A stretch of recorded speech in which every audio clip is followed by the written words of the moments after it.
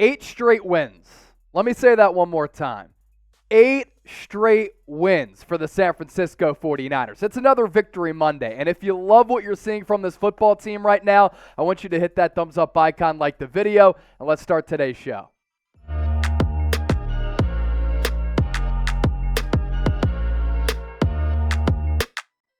Today's 49ers report is presented by Rhone, 20% off site-wide if you head to rhone.com/chatsports with the promo code chatsports. Now, a lot of you probably got something that you really liked during the holiday and Christmas, but if you're still looking for something, their commuter pack, which includes this dress shirt, absolutely awesome. We'll tell you more about them coming up here in just a few moments, and I hope all of you who do celebrate Christmas had a great holiday weekend. Coming your way on today's 49ers report, according to Jay Glazer, Fox Sports, he said Jimmy Garoppolo could return at some point in the playoffs, and could he replace Brock Purdy as this team's starting quarterback? Are we dreaming with this Brock Purdy story? Really is crazy what he's been able to do in his first 3 starts in 4 games in the National Football League. Could this 49ers defense be one of the all-time great defenses that we've ever seen? And George Kittle is balling. Have to show some love to 85. But we begin with topic number 1 in Jimmy Garoppolo. A couple of things on this front that I think are of note and very interesting that we just have to talk about and dissect here. John Lynch said last week that Jimmy G is out of his cast and in a walking boot. Then before the 49ers game against Washington, Jay Glazer on the Fox pregame show said the Niners are hopeful that Garoppolo can return at some point during the playoffs. And Jimmy G right now progressing very well in his rehab. But let me just clear this up right now while I have the time.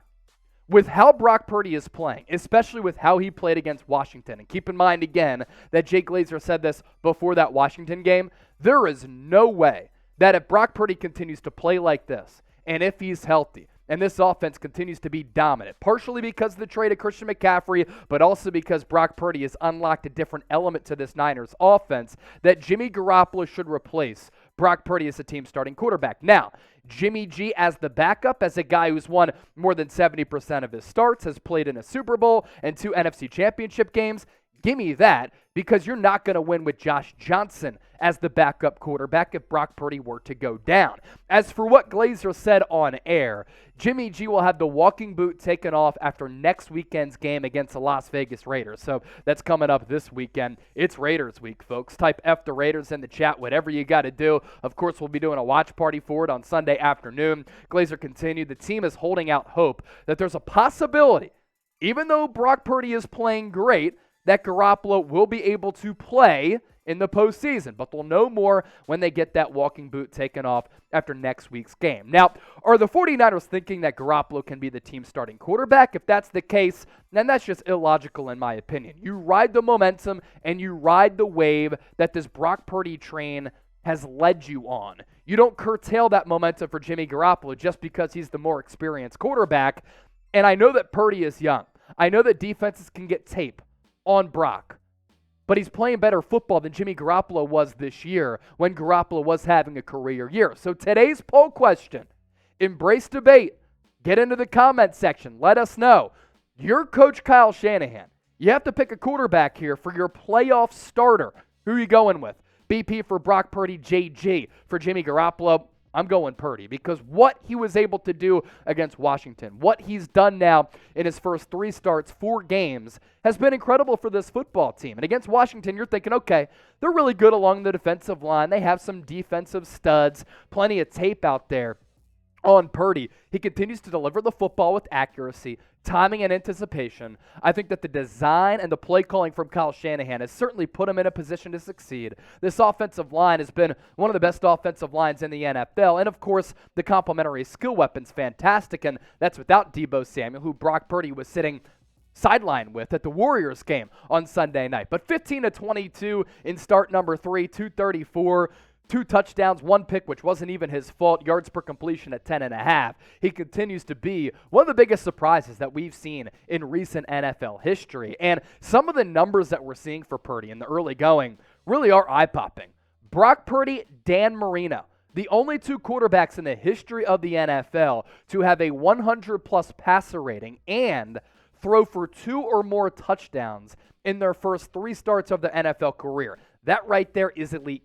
territory. And Purdy, since week 13, is atop the NFL in these three categories among some really good quarterbacks in this league right now who are playing good football. Passer rating, first at 110 even. Pass touchdowns to attempts, 7.5. That's tied for first. Winning percentage, hasn't lost yet. That's perfect, 1,000. That too, first. How about this? Purdy has as many touchdowns so far this year, in limited action, may I add, 4 games, 3 starts, of 25-plus yards as Patrick Mahomes. You think about Mahomes and how he just has that stupid cannon for an arm, and he does. Purdy wasn't really known to have a bazooka for an arm coming out of Iowa State.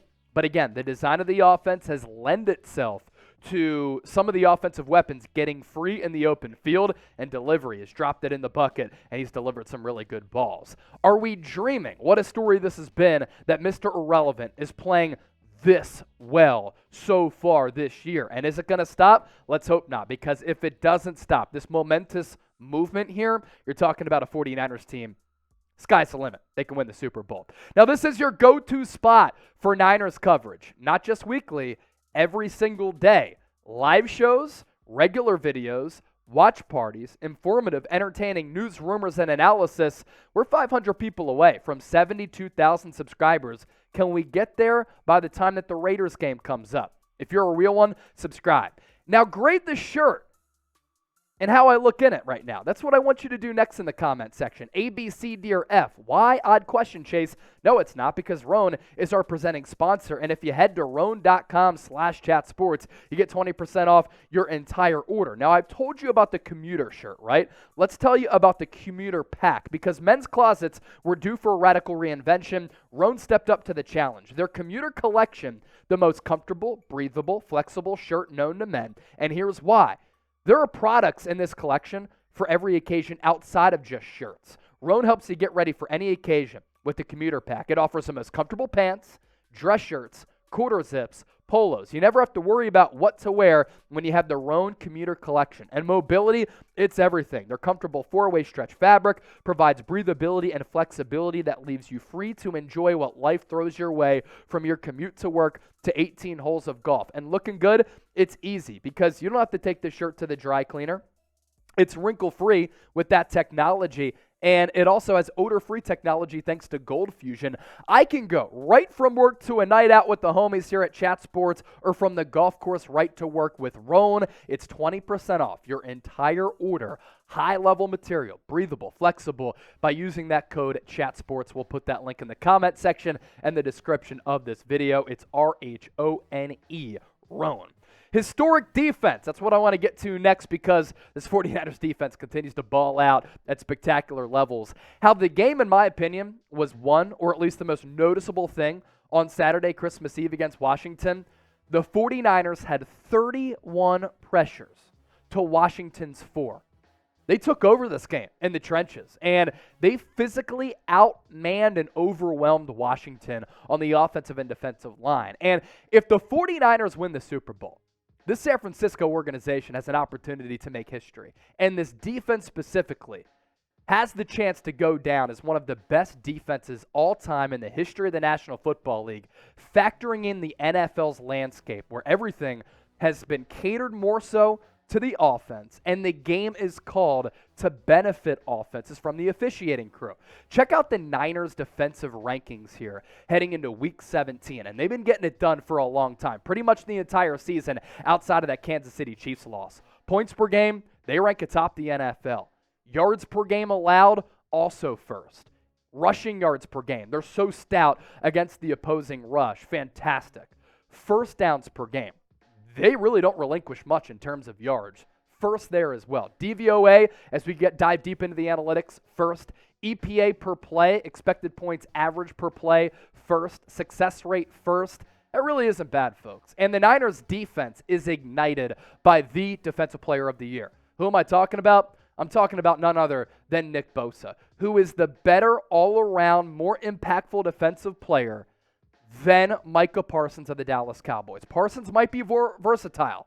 Nick Bosa is the better defensive player, folks, and he has an opportunity to make history for a franchise that has an illustrious history. He is 2 sacks away from tying Aldon Smith for the most sacks all time in the history of the Niners in a single season. Back in 2012, that's when Smith was able to set a record. 16 games played, 19 and a half sacks for him, 29 quarterback hits, 8 tackles for loss, 3 forced fumbles, and Bosa missed time earlier this year. So even if he plays the next 2 games, the games will be the same for both of those players. 14 games for him, 17 and a half sacks going up against a porous Raiders offensive line and a bad offensive line for the Arizona Cardinals. 42 quarterback hits as compared to the 29 for Aldon Smith.